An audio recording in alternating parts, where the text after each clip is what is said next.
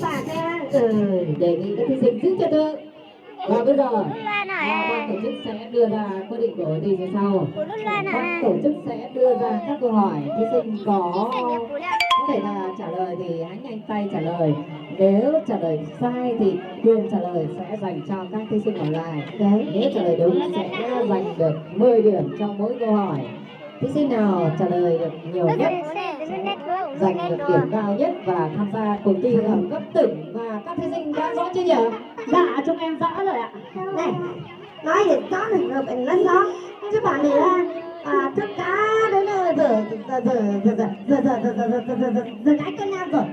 Để mà trong câu hỏi đẹp nhất mà được khán giả để trả lời cho họ ngắn tên đấy. Đến cân nam, lúc con gà ngáy rồi cái lên chụp điểm cái nam điểm. Chụp thì làm vào lát rồi. Thế là vâng. Các thí sinh đưa ra những thông tin rất hấp dẫn phải không ạ? Và bây giờ sẽ là câu hỏi đầu tiên của chương trình. Cuộc bầu cử đại biểu Quốc hội khóa 15, tức là ngày bầu cử đại biểu Quốc hội khóa 15 và bầu cử đại biểu Hội đồng nhân dân các cấp nhiệm kỳ 2021-2026 diễn ra vào ngày tháng năm nào? A. Ngày mùng 2 tháng 9 năm 1945. B. Ngày 23 tháng 5 năm 2021. Và C là ngày 24 tháng 5 năm 2021 và D là ngày 25 tháng 5 năm 2021. Xin mời câu trả lời của các thí sinh. Dạ, thưa anh MC ạ, xin phép được trả lời câu hỏi. Xin mời câu trả Chúng lời. mày mải cãi nhau vào trước. Xin mời trả lời của anh Trần Trí Tuệ. Dạ, kính thưa ban tổ chức, kính thưa ban giám khảo, sau đây em xin phép được trả lời câu hỏi. Em xin phép được đáp án của em là đáp án B, ngày 23 tháng 5 năm 2021. Vâng, cái điều về cuộc bầu cử ngày bầu cử đại biểu Quốc hội khóa 15 và bầu cử đại biểu Hội đồng nhân dân các cấp diễn ra vào ngày Chủ nhật ngày 23 tháng 5 năm 2021. Câu trả lời của anh Trần Trí Tuệ hoàn toàn chính xác.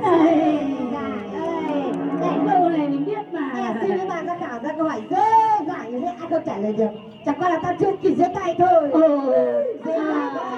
Sao mày không giơ tay đi, mày tinh vi. Ê, mày cãi nhau mà. Mày có hỏi tao mà. Ôi giời ơi. Này, tại tối qua ấy, con vợ của ta đã bắt tao. Nó bắt tao cổ mấy cái đám củi. Xong rồi bắt tao leo giường cho nó mấy cái. Thế là sao nó mệt quá ấy. Không kịp giơ tay đấy. Thế thật à? Thật rồi. Nhìn cái mặt ông này. Ông đừng có cười đểu nhá. Thế tôi không thể tin được. Này, ông không tin á? Ông không tin được. Thế là sao được? Ôi giời, ông nào cứ cho mày cắt Canada ở trên cái giường đầu giường ra mày sẽ cho mày tin. Anh thí sinh anh Thảo Ba Hoài. Này, tôi là Thảo Ba, không Thảo Ba Hoài. Tôi nhầm. Anh Thảo Ba anh đi. Tại sao đây đi tối đây vợ bắt cổ củi kiểu gì? Giải ơi, cái đây là con nước phải mang này cái cổ củi. Ôi, mày không giải thích nữa đó.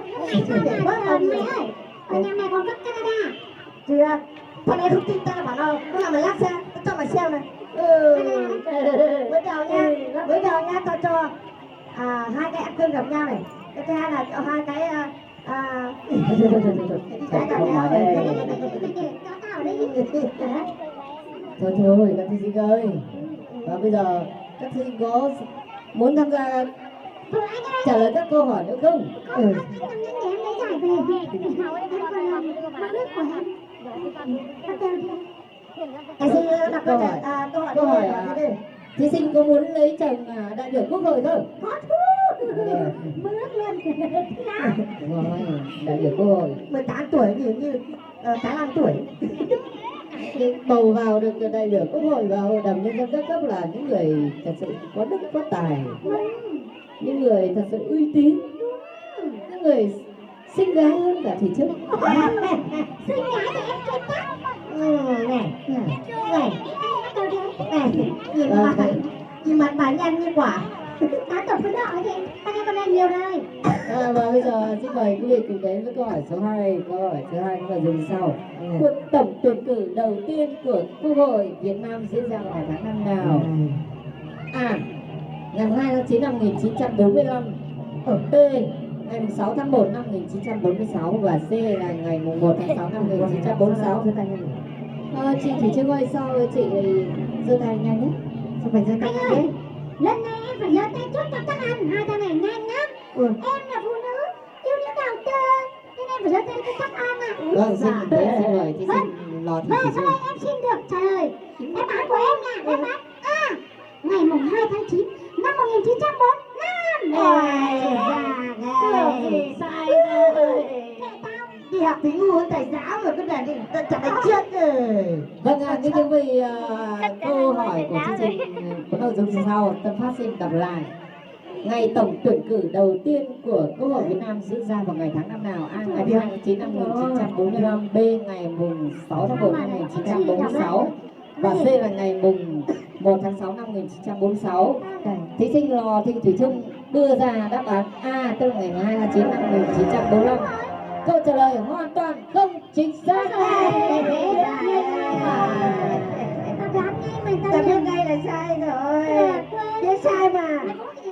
Kính thưa quý vị, ngày 2 tháng 9 năm 1945, Chủ tịch Hồ Chí Minh kính yêu của chúng ta đọc bản tuyên ngôn đọc